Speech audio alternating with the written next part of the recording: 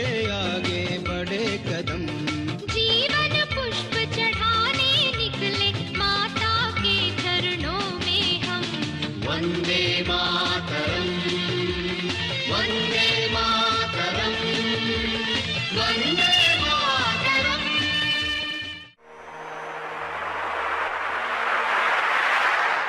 जय हिंद, वंदे मातरम, भारत माता की जय। किस प्रकार से दवाइयां, किस प्रकार से एलोपैथी लोगों को मारने का काम करती है, इसके बारे में वैदिक चैनल पर हम लगातार पिछले 10 दिनों से बातचीत कर रहे हैं। परम पूज्य स्वामी जी महाराज, परम पूज्य आचार्य जी और इस देश और दुनिया में जो लोग मानवता से प्रेम करते हैं वो लगातार बताते हैं कि किस प्रकार से एलोपैथी के कारण लाखों करोड़ों लोगों की मौत हो रही है, दवाओं के ओवरडोज से और दवाओं के रिएक्शन से। और रिएक्शन भी कोई गलत प्रकार का नहीं।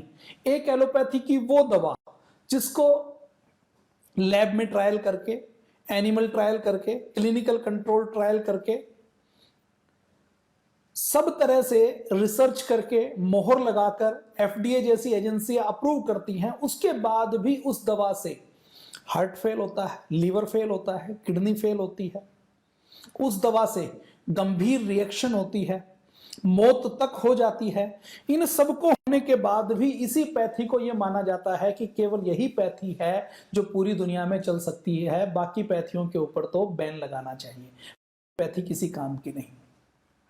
किस प्रकार से ओवरडोज मारती है उसकी आज के एपिसोड में हम चर्चा करने वाले हैं। दवाओं का हमने लीवर पर, किडनी पर, हार्ट पर क्या इफेक्ट होता है इसकी हमने चर्चा की, डिटेल में चर्चा की। आज हम चर्चा करने वाले हैं हमारे पूरे स्किन को, हमारी त्वचा को कैसे ये दवाइयां नष्ट करने का काम, खराब करने का काम करती हैं। हार्ट की कोई हम दवा लेते हैं, हार्ट की दवा कैसे हमारी स्किन को खराब कर सकती है, स्किन में कैंसर तक पैदा कर सकती है, इसके बहुत से प्रमाण मिले हैं। एक दवा है एमाप्रोक्सोन। ये जो एमाप्रोक्सोन है, ये दवा हार्ट रोगियों के लिए, दिल के मरीजों के लिए, इसको एंजाइना पेन के लिए, दिल में जो दर्द होता है उसके लिए इसको प्रेस्क्राइब किया गया। फ्रांस में 1969 में, 1969 में इसको अप्रूव किया गया। और जैसे इसको अप्रूव किया तो यह पता लगा कि यह तो गंभीर हमारी स्किन के अंदर एलर्जी पैदा करती है, स्किन के अंदर ऐसी टॉक्सिसिटी पैदा करती है जिससे स्किन इरिटेट हो जाती है, गंभीर स्किन की बीमारियां हो जाती हैं। और जब एक दो नहीं सैकड़ों हजारों में ये केस आए तो फिर इस दवा एमोप्रोक्सोन के ऊपर 1 साल के अंदर बैन लगाना पड़ा। अब आप कल्पना कीजिए कि दवा हार्ट की है, हार्ट को ठीक करती है या नहीं करती इसकी कोई गारंटी नहीं है, लेकिन हार्ट के साथ वो आपकी लीवर फेल कर सकती है, आपकी किडनी फेल कर सकती है, वो आपकी स्किन में भयंकर रिएक्शन कर सकती है। ऐसे ही जो स्किन की, त्वचा की हम दवा लें और उसी से स्किन का कैंसर तक हो जाए, ऐसी आप कल्पना कर सकते हैं। ये एलोपैथी की ऐसी पैथी है जिसमें आप हार्ट को ठीक करने की दवा लें और वही हार्ट अटैक का कारण बन जाए, आप लीवर को ठीक करने की दवा लें और वही लीवर को फेल करने का कारण बन जाए, आप किडनी को ठीक करने की दवा लें और वही किडनी फेल करने का कारण बन जाए। ऐसा भी एलोपैथी में होता है। एक दवा एजेनोल मेब्यूटेट, एक साल्ट का नाम है। एजेनोल मेब्यूटेट को एफडीए द्वारा 23 जनवरी 2012 में लियो फार्मा नाम की एक फर्म है, उसने जेल के रूप में अप्रूव करवाया। अप्रूव्ड क्या कहकर करवाया कि ये एंजेनल मेब्यूटेट नाम का ये जेल यदि स्किन के ऊपर लगाते हैं तो सूर्य की किरणों से, देखिए भारत ऐसा देश है जहां पर सूर्य से कोई नुकसान होने की संभावना नहीं है, लेकिन ऐसे दूसरे कई देश हैं जहां पर सूर्य की किरणें, अल्ट्रावायलेट किरणें ऐसी आती हैं जो स्किन कैंसर पैदा करती हैं, जो स्किन को खराब करने का काम करते हैं। तो कुछ देशों के लोग बहुत अवेयर रहते हैं कि हमारे स्किन में किसी प्रकार का कैंसर ना हो। तो ये स्किन के कैंसर, कई बार तो कैंसर होता है, कैंसर होने से पहले की एक स्टेज है जिसको एक्टिनिक केराटोसिस बोलते हैं। ये एक्टिनिक केराटोसिस क्या है? ये बीमारी जैसे सूर्य के कोई संपर्क में लंबे समय तक होता है, तो लंबे समय तक होता है तो कई बार हमारे स्किन के नीचे की कोशिकाएं हैं वो अबनॉर्मल ग्रोथ करने लग जाती हैं, असामान्य तौर पर बढ़ने लग जाती हैं। तो लियो फार्मा ने यह कहा कि ये जो हमने साल्ट खोजा है इसको जेल के रूप में, क्रीम के रूप में यदि लगाया जाए तो ये सूर्य की किरणों से जो कोशिकाओं की असामान्य वृद्धि होती है, ग्रोथ होती है, इसको रोक लेती है। ये जो असामान्य वृद्धि है, अबनॉर्मल ग्रोथ है, ये कई बार कैंसर हो भी जाती है, कई बार नहीं भी होती। तो एक तरीके से मैं कहूं कि एक दवा 2012 में एंजेनाल म्यूबेट नाम से एफडीए में अप्रूव करवाई गई फार्मा माफिया के द्वारा कि यह दवा कैंसर होने की संभावना को स्किन में रोक देती है। अब हुआ क्या, आप देखिए, जैसे ही इसको लॉन्च किया गया पूरे देश में, दुनिया में इसको बेचा गया, केवल यूएस में नहीं दूसरे देशों में भी इसको बेचा गया। पिकाटो के नाम से इसका एक ब्रांड बनाया गया, ब्रांड नेम से बेचा गया ये साल्ट। जब इसको प्रयोग किया गया तो ये पाया कि 2012 के बाद जिन जिन लोगों ने इस जेल का, इस दवा का प्रयोग किया, उनको जो स्किन कैंसर, स्किन के अंदर दिक्कत होने की संभावना नहीं थी, लेकिन उनको भी स्किन कैंसर होना शुरू हो गया। अब कनाडा के हेल्थ डिपार्टमेंट ने जब एंजिनोल और म्यूबेट और स्किन कैंसर के बीच में ये कोशिश करने की कोशिश की कि इसके बीच में कोई रिलेशन है या नहीं है, तो 12 रिसर्च पेपर उन्होंने पब्लिश किए। 12 रिसर्च पेपर के आधार पर उन्होंने आकलन किया तो ये पाया कि ये जो एंजिनोल म्यूबेट है, ये स्किन कैंसर करने का कारण करती है। फार्मा कंपनी बेच किसके लिए रही है? बेच इस नाम से रही है कि ये आपको स्किन कैंसर से बचाएगी। लेकिन रिसर्च ने क्या पाया? रिसर्च ने ये पाया, कनाडा सरकार की हेल्थ डिपार्टमेंट की रिसर्च ने ये पाया कि ये तो खुद कैंसर करने का कारण करती है। और 8 सालों तक, उसके बाद यूरोपियन मेडिसिन एजेंसी ने भी इस मुद्दे की समीक्षा की। जब शुरू में कनाडा के हेल्थ डिपार्टमेंट ने लियो फार्मा को यह कहा कि इससे कैंसर होता है, तो उन्होंने कहा कि इससे तो बिल्कुल कैंसर नहीं होता, हमारी दवा तो बिल्कुल सेफ है, हमने तो इसके ऊपर खूब रिसर्च की है। उन्होंने इसके कई रिसर्च प्रमाण दिए। प्रमाण देने के बाद यूरोपियन मेडिकल एजेंसी को इसका पता लगा, उन्होंने भी इसके ऊपर शोध की, इसके ऊपर मंथन किया तो उन्होंने भी ये पाया, उन्होंने निष्कर्ष निकाला अप्रैल 2020 में कि ये जो एंजिनोल म्यूबेट है, ये जो साल्ट है, इससे जो दवा बनाई जाती है, ये स्किन कैंसर के खतरे को कई गुना ज्यादा बढ़ा देती है। और इसके जो जोखिम है, ये जो बचाने का काम करती है, वो बचाने का काम तो 100 में से 1% करती है, लेकिन जो बढ़ाने का काम करती है वो 100% करती है। और नतीजा क्या हुआ? 11 फरवरी 2020 को जब लियो फार्मा को यह पता लगा कि यदि अभी भी मैंने ये दवा बाजार में रखी तो मुझे अरबों डॉलर का हर्जाना देना पड़ेगा, तो लियो फार्मा ने अपने आप स्वेच्छा से इस दवा को पूरे बाजार से हटा लिया। अब आप कल्पना करके देखिए कि एक दवा जो स्किन कैंसर से बचाने के लिए एलोपैथी की फार्मा कंपनी करती है, और ये जो फेलियर है, ये एक दवा जो कैंसर बचाने का काम करती है वो कैंसर, तो ये एक प्रमाण है कि पूरा हेल्थ सिस्टम फेलियर है।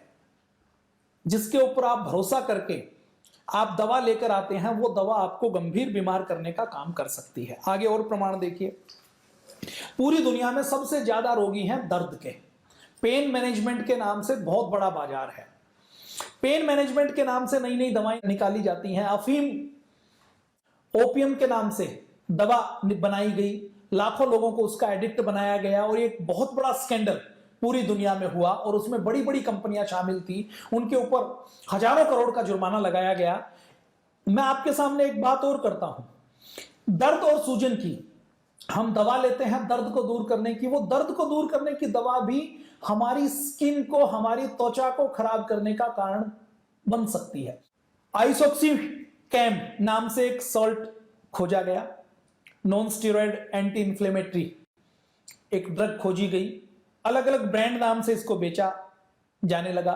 वार्नर लैम्बर्ट नाम की एक बड़ी फार्मा कंपनी है, उसने 1983 में इस दवा को यूरोप में, यूके में, यूएसए में बेचने के लिए अप्रूव करवाया। आइसोक्सीकैम लोगों ने, डॉक्टरों ने लिखना शुरू किया, लोगों ने लेना शुरू किया, जिसको भी दर्द था, जिसको सूजन थी, जिसको जोड़ों का दर्द था, अर्थराइटिस के मरीजों की एक बड़ी संख्या पूरी दुनिया में है, उनको ये सोचकर इसको लिखा गया कि ये नई दवा है, इसको लेने में किसी भी प्रकार का साइड इफेक्ट नहीं है, इसका प्रयोग करो। अब आइसोक्सीकैम जिसने भी लिया, उन्होंने ये देखा कि टॉक्सिक एपिडर्मल नेक्रोलिसिस नाम की बीमारी उनको होनी शुरू हुई, जिसको लियोल सिंड्रोम के नाम से भी कहा जाता है। जब एफडीए को और अलग अलग देशों की हेल्थ एजेंसी को इसके बहुत से केसेस मिले और केवल केसेस नहीं मिले, केसेस मिलने के साथ साथ बहुत से लोग मारे गए, और बहुत से लोग जब मारे गए तो इस दवा के ऊपर चिंतन शुरू हुआ। इस दवा के साइड इफेक्ट क्या क्या हुए? लोगों ने दवा ये सोच कर ली कि इस दवा को हम लेंगे तो हमारा पेन मैनेजमेंट हो जाएगा, हमारे शरीर के अंदर ये पेन किलर का काम करेगी और हमारे शरीर को पेन की अनुभूति कम करने का काम करेगी। लेकिन उनको जो टॉक्सिक एपिडर्मल नेक्रोलिसिस लियोल सिंड्रोम हुआ, उसमें गंभीर स्किन के ऊपर एलर्जी हुई। कितनी गंभीर एलर्जी हुई कि लोगों को बुखार आया, फ्लू हुआ। 2-3 दिन एलर्जी हुई तो 2-3 दिन के बाद स्किन के ऊपर छाले पड़ने शुरू हो गए, दर्द होना शुरू हो गया, नाक से, मुंह से, सब जगह में छाले हो गए, सांस लेना मुश्किल हो गया, कुछ भी खाना मुश्किल हो गया, और गंभीर कॉम्प्लिकेशन में डिहाइड्रेशन की सिचुएशन बन गई, निमोनिया हो गया और ऑर्गन फेलियर हुआ। मतलब दवा ली पेन किलर के नाम से और उस पेन किलर नाम की दवा ने मल्टी ऑर्गन फेलियर का काम किया। सैकड़ों लोगों की मौत हो गई। मौत होने के बाद जब वार्नर लैम्बर्ट कंपनी ने यह देखा कि यह दवा तो गंभीर नुकसान करती है, तो उन्होंने 1985 में 2 साल इस दवा को बेचने के बाद, लाखों डॉलर बनाने के बाद इस दवा को अपनी मर्जी से बाजार से वापस ले लिया। देखिए, दवा कंपनी की मर्जी है, वो एक फर्जी दवा बनाए, फर्जी रिसर्च रिपोर्ट छापे, फर्जी क्लिनिकल कंट्रोल ट्रायल करे, झूठे डाटा सबमिट करे, एफडीए के और नियामक एजेंसियों के अधिकारियों को रिश्वत खिलाकर उसकी अनुमति ले ले, और अनुमति लेने के बाद जब उसके साइड इफेक्ट हो तो उसके ऊपर कोई कार्रवाई ना हो और वो अपनी दवा को वापस ले ले। तो आप कल्पना कीजिए कितनी खतरनाक सिचुएशन है। कोई व्यक्ति एक गाड़ी से अनजाने से किसी व्यक्ति को मारता है तो उसको जेल होती है।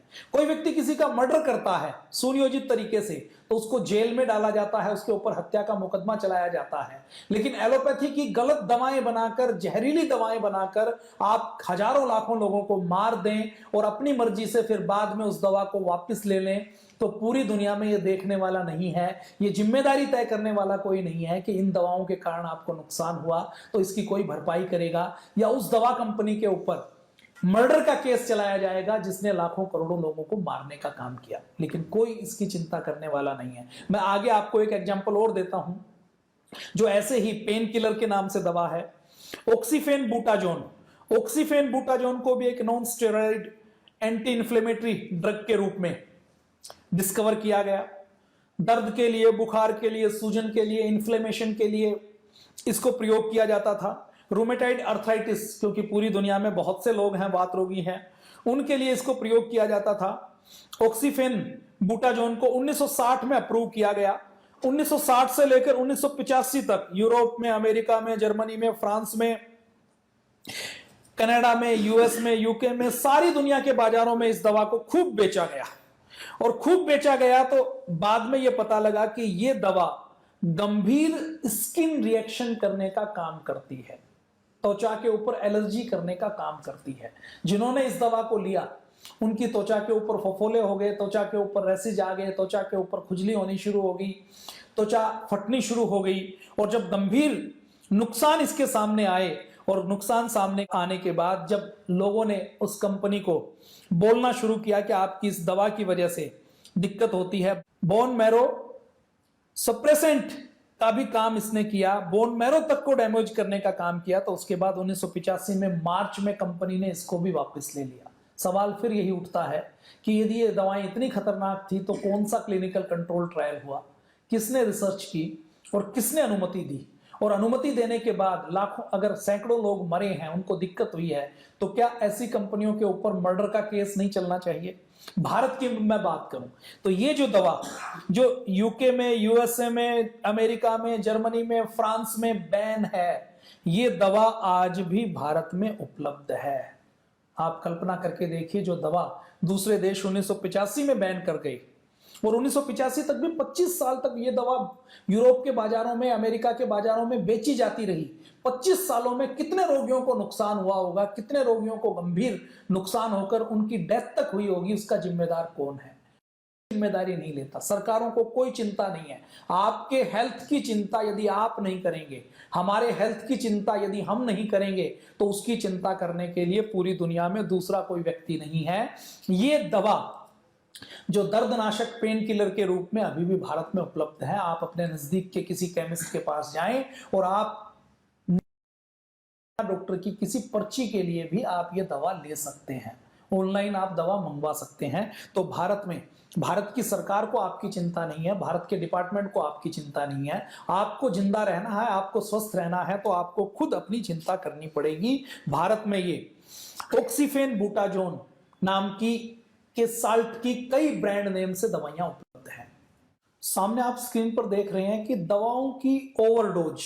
अब ये ओवरडोज का मतलब ऐसा नहीं है कि कंपनी ने एक रिसर्च करके कम करने के लिए आपको 500 कि उसने की जगह 2000 मिलीग्राम ले ली। 500 मिलीग्राम जो प्रेस्क्राइब डोज थी, जिसको रिसर्च पेपर में कहा, उस डोज के ऊपर भी कोई दवा कैसे डोज बनकर मारने का काम करती है, उसका एग्जांपल देखिए। सामने आप देख रहे हैं मई 2020 से लेकर अप्रैल 2021 तक पेन किलर की ओवरडोज से 1 लाख अमेरिकों की मौत हो गई। और ये डाटा कौन दे रही है? ये डाटा जो अमेरिका की सबसे बड़ी एजेंसी है CDC, वो ये डाटा दे रही है। वो ये कहती है कि हर साल ड्रग ओवरडोज होने के मामले में 30% की बढ़ोतरी हुई और 5 साल में ये आंकड़ा दोगुना हो गया है। और ये सारी दवाएं एलोपैथी की दवा हैं, इसमें एक भी दवा आयुर्वेद की नहीं है जिसमें ओवरडोज के कारण, यानी कि महर्षि चरक सुश्रुत ने आयुर्वेद की जिस दवा के बारे में जितनी डोज कही गई है वो कोई नुकसान नहीं करती। और तो और आयुर्वेद में जो पारे की, जो गंधक की, जो आर्सेनिक की दवाएं बनाई जाती है, उसका भी शोधन करके जो दवा बनाते हैं वो भी निर्धारित मात्रा में जो लिखी गई है उसमें किसी प्रकार की, लेकिन ये एलोपैथी की दवाएं जो प्रेस्क्राइब करते हैं कि इतनी मात्रा तक ये सुरक्षित है, वो मात्रा भी ओवरडोज का कारण बनती है। मई 2020 से लेकर 2021 तक 1 लाख लोग मारे और इसमें 64,000 से ज्यादा जो मौतें हुई वो केवल एक पेन किलर फेंटेलिन के कारण हुई है। National institute of drug abuse की डॉक्टर नोरा ये कहती हैं कि पेन किलर का जो उन्होंने इस्तेमाल उन्होंने लिमिटेड, एक दिन में एक खानी है तो एक ही खाई, लेकिन उस खाने में भी उनको ओवरडोज होने के कारण उनकी मौत हुई। तो आप कल्पना करके देखिए कि अमेरिका में जो लगभग 8 लाख अमेरिकी कोरोना से पहले साल मरे, उसमें से 16% हिस्सा ओवरडोज के कारण मर गया है। फेंटेनिल पाउडर के रूप में आते हैं और जो मरने वाले 70% लोग हैं वो 50 से 54 साल की उम्र के हैं। तो आप ये देख सकते हैं कि कैसे एलोपैथी की दवा मारने का काम करती हैं। 1 लाख व्यक्ति यदि अमेरिका में मर सकते हैं तो आप कल्पना कीजिए कि ये कितना गंभीर मामला है। ये ग्राफिकल फॉर्मेट में दिखाया गया है ओवरडोज के कारण 1999 से लेकर 2020 तक कितनी डेथ हुई है। जैसे जैसे एलोपैथी का प्रचार हो रहा है वैसे वैसे आप डेथ का मामला देख लीजिए। 1999 में जहां 20,000 मामले थे, 2020 आते आते वो मामले 91,000 पहुंच चुके हैं। ये सब एलोपैथी की दवाओं के ओवरडोज के मामले हैं। कुछ और मामलों की हम चर्चा करते हैं। ओवरडोज का मतलब ऐसा नहीं है कि एक दवाई ली है उसकी जगह, एक गोली की जगह 10 गोलियां खा ली। ओवरडोज का मतलब यही है कि एक पैरासीटामोल लिखी हुई थी 500 mg की, 500 mg की ही ली, लेकिन उस 500 mg की पैरासीटामोल ने भी मारने का काम किया। अब मैं कुछ एग्जांपल आपके सामने और देता हूं। बेजिट्रामाइड के नाम से एक साल्ट खोदा गया। ये जो साल्ट था ये पेन किलर का काम करता था और साथ में ये एनाल्जेसिक था, मतलब जो हमारे शरीर के अंदर दर्द की अनुभूति होती है उस दर्द की अनुभूति को दूर करने के लिए 1961 में इसको जैनसीन फार्मा एक कंपनी है जो अब जॉनसन एंड जॉनसन कंपनी का एक हिस्सा बन चुकी है। वही जॉनसन एंड जॉनसन जिसके बेबी पाउडर को कैंसर होने के कारण पूरी दुनिया के बाजारों से हटाया गया। 1961 में इसको खोजा गया। 1970 तक, 61 से लेकर 70 तक जॉनसन फार्मा ने यह कहा कि हमने इसके ऊपर खूब क्लिनिकल कंट्रोल ट्रायल कर लिए हैं और FDA से उन्होंने अप्रूवल ले लिया और अप्रूवल लेकर बर्गोडिन के नाम से एक टेबलेट बनाकर उन्होंने की मार्केटिंग करनी शुरू की और ये कहा कि ये पेन मैनेजमेंट के लिए, दर्द को दूर करने के लिए बहुत सेफ दवा है। खूब दिया गया, खूब बेचा गया। लगभग 35 साल तक इस दवा को यूरोप के बाजारों में, यूके के बाजारों में, USA के बाजारों में बेचा जाता रहा। लेकिन 2004 आते आते जब पता लगा कि इस दवा से मृत्यु तक हो जाती है, एक 5 साल के बच्चे ने, जिसका वेट ठीक ठाक था, अपनी मां की पर्स में बेजिट्रामाइड नाम की टेबलेट थी, उसने वो टेबलेट खा ली और टेबलेट खाते ही उसकी मौत हो गई। ऐसे जब बहुत से मामले आए कि ये टेबलेट तो दर्द को दूर करने का काम नहीं करती बल्कि मौत के दर्द को देने का काम करती है, तो सबसे पहले नीदरलैंड की मार्केट से इसको हटाया गया, उसके बाद दूसरे देशों की मार्केट से भी इसको हटाया गया और बाद में ये बताया गया कि ये कोई पेन किलर नहीं है बल्कि ये तो एक तरीके से अफीम, चरस, हेरोइन जैसी दवा है जो एक बार नशे की उस हालत में व्यक्ति को पहुंचा देती है जहां दर्द की अनुभूति नहीं होती। तो ड्रग माफिया क्या करता है, ये इसका एक बड़ा एग्जांपल है। कोप्रोक्सामोल नाम से एक और दर्दनाशक दवा बनाई गई। इसका भी दर्द को, इन्फ्लेमेशन को, सूजन को दूर करने के लिए इसको मार्केटिंग किया गया और मार्केटिंग करके इसको पैरासीटामोल के साथ, इसको कॉम्बिनेशन के साथ प्रेस्क्राइब किया गया। ऑस्ट्रेलिया में कैपाडेक्स के नाम से, डाइजेसिक के नाम से, साउथ अफ्रीका में लेंटोजेसिक के नाम से, फ्रांस में डाई एंटालिविक के नाम से इसको बेचा गया। लगातार इसको बेचा जाता रहा। जब 10, 15, 20 साल तक लगातार इसको बेचा जाता रहा तो यह पता लगा कि यह तो गंभीर मौत का कारण बनती है, इसकी तो टॉक्सिसिटी बहुत ही खतरनाक है। तो सबसे पहले 2005 में यूके के बाजारों से इसको हटाया गया। 2005 से 2007 में इसके ऊपर आंशिक और 2008 तक जब पता लगा कि ये तो दर्द दूर नहीं करती बल्कि मारने का काम करती है और ये दवा तो ऐसी है जिसको कोई व्यक्ति खाता है तो खाकर उसकी मृत्यु निश्चित है। और तो और अमेरिका में, इंग्लैंड में एक छोटा सा स्थान है, वेल्स नाम का, एक यूके के अंदर जो यूनाइटेड किंगडम है उसके अंदर एक देश है, उसमें 1997 से 1999 के बीच कोप्रोक्सामोल को केवल इसलिए खाया गया कि यदि मरना है तो मरने के लिए, आत्महत्या के लिए इससे अच्छी और कोई दवा नहीं है। तो एलोपैथी की दवा ऐसी हैं जो मारने का काम करती हैं। कोई व्यक्ति संसार से उगता गया है जिसको आत्महत्या करनी हो, वो ये दवा खाए तो ये समझ आती है, लेकिन कोई समझदार, जिम्मेदार व्यक्ति है वो अपनी दर्द को दूर करने के लिए अपने लीवर को, किडनी को, हार्ट को, बीपी को, कोलेस्ट्रॉल को, डायबिटीज को, थायराइड को, माइग्रेन को दूर करने के लिए यदि एलोपैथी की दवा खाता है तो वो बहुत बड़ी गलती करता है। नींद की ऐसी बहुत सी दवाएं हैं जो मृत्यु का कारण बनती है। एमोबार्बिटल नाम का एक साल्ट खोजा गया। एमोबार्बिटल को सोडियम एमिटल के नाम से भी जाना जाता है। एमोबार्बिटल को स्लीपिंग पिल्स के नाम से भी डाला जाता है। 1923 में जर्मनी में इसकी खोज की गई, इसकी डिस्कवरी की गई और एंजाइटी के लिए, एपिलेप्सी के लिए, इंसोम्निया के लिए, अनिद्रा के लिए, दौरों के लिए, चिड़चिड़ेपन के लिए इसके ऊपर क्लिनिकल कंट्रोल ट्रायल की रिसर्च का ड्रामा किया गया और इसको अप्रूव किया गया एली लिली दवा कंपनी द्वारा। अमेरिका में इसको एमिटल ब्रांड के नाम से मार्केटिंग किया गया और मार्केटिंग करते ही ये एक नशे की दवा के रूप में पॉपुलर हो गई कि ये नींद नहीं लाती, नींद ना आने का जो कारण है उसका इलाज नहीं करती, बल्कि ये तो नशे में व्यक्ति को डुबो देती है। और इसका गलियों में नाम ये पड़ गया कि किसी को नशा करना है, किसी को बेहोशी की हालत में पहुंचना है तो वो इस दवा को खाए। ब्लूज के नाम से, ब्लू एंजल्स के नाम से, ब्लू बर्ड के नाम, ब्लू डेविल के नाम से, ब्लू हेवेंस के नाम से इन नीले कैप्सूल का नाम पड़ गया कि जिसको भी नशा करना है तो नशा करने के लिए अफीम, चरस, हेरोइन नहीं मिल सकती तो उसकी जगह ये दवा ले लें। तो ये एलोपैथी की कंपनियां नशे की ऐसी दवाओं का एडिक्ट बनाते हैं कि व्यक्ति आत्महत्या करने के लिए तैयार हो जाता है। ऐसे ही इस एमोबार्बिटल की ओवरडोज के कारण 1980 में इसको बाजार से हटाया गया, लेकिन 1923 से लेकर 1900 तक 57 सालों तक ये दवा लगातार बिकती रही।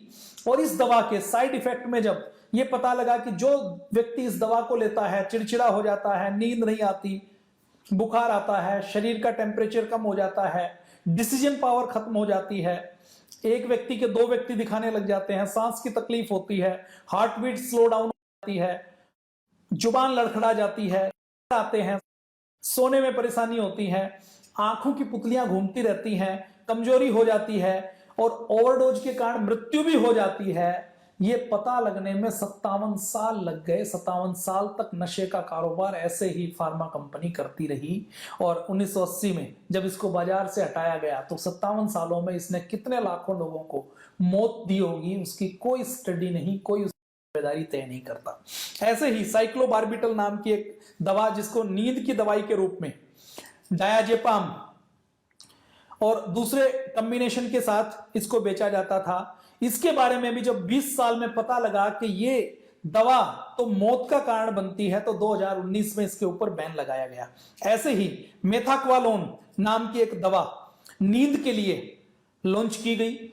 मेथाक्वालोन को क्वालूडो के नाम से, सोपोर के ब्रांड नाम से पूरी दुनिया में बेचा जाता था, और निर्धारित मात्रा में बेचने पर भी जब मेथाक्वालोन 1951 में भारत में कुछ लोग मलेरिया के ऊपर काम कर रहे थे, तो उनको एक साल्ट मिला और उन्होंने ये देखा कि थोड़ा सा नींद लाने में काम आता है, तो उन्होंने इस साल्ट को बेचना शुरू किया। 1965 में यूके में बेचना शुरू किया। 1965 में यूके में ये सबसे अधिक बिकने वाली दवा बन गई। 1965 में रसेल लेबोरेटरीज, जो अब सनोफी फार्मा ने ले ली है, उसकी सब्सिडरी है, उसने इसको यूरोप में बेचना शुरू किया। 1972 में ये अमेरिका में छठी सबसे ज्यादा बिकने वाली दवा थी। मतलब एलोपैथी के फार्मा माफिया के लिए यदि कोई नशे की दवा देनी हो और उस नशे के कारोबार से, देखिए नशे का यदि कोई चरस का, हेरोइन का, अवैध शराब का काम करता है तो उसको जेल मिलती है, लेकिन कोई फार्मा कंपनी उसी नशे की अफीम को, चरस को, भांग को, गांजे को यदि टेबलेट के रूप में अप्रूव करवाकर रिसर्च का ढोंग करके बेचती है, तो उसको अरबों खरबों डॉलर मिलते हैं, चाहे उससे लाखों लोगों की मौत हो जाए। तो अमेरिका में छठी सबसे ज्यादा बिकने वाली यह दवा बन गई 1972, और 1972 में इसका नींद नहीं आने के इलाज के रूप में, मांसपेशियों को रिलैक्स करने के रूप में इसको देना शुरू किया। और उसके बाद जब ओवरडोज के कारण नर्वस सिस्टम ब्रेकडाउन होना शुरू हुआ, लोगों को कोमा में जाना शुरू हुआ, तो ये आवाज जब हर जगह से उठनी शुरू हुई, तो ये दवा तो मारने का काम करती है। तो इस के ऊपर फिर 1983 में पूरी दुनिया में बैन लगाया गया, लेकिन 1983 से पहले लगभग 35 साल तक ये दवा पूरे यूरोप के बाजारों में, अमेरिका, यूके के बाजारों में बिकती रही। आज के लिए इतना ही, फिर हम वैदिक चैनल के ऊपर बात करेंगे। और आपको ये बात अच्छी लगी हो तो इसको सोशल मीडिया पर शेयर कर दीजिए, व्हाट्सएप पर इसका लिंक लेकर भेज दीजिए, फेसबुक पर आप यदि ये एपिसोड टीवी के ऊपर देख रहे हैं तो फेसबुक के वैदिक चैनल के फेसबुक पेज पर चले जाइए, आपको यही एपिसोड मिलेगा और इस एपिसोड का लिंक आप दूसरे लोगों को शेयर कर सकते हैं। आपको इस एपिसोड की कुछ अच्छी बात लगी हो तो इस वैदिक चैनल के एपिसोड को मोबाइल के कैमरे से रिकॉर्ड करके आप अपने व्हाट्सएप के ग्रुप में डाल सकते हैं। आज के लिए इतना ही। जय हिंद, वंदे मातरम, भारत माता की।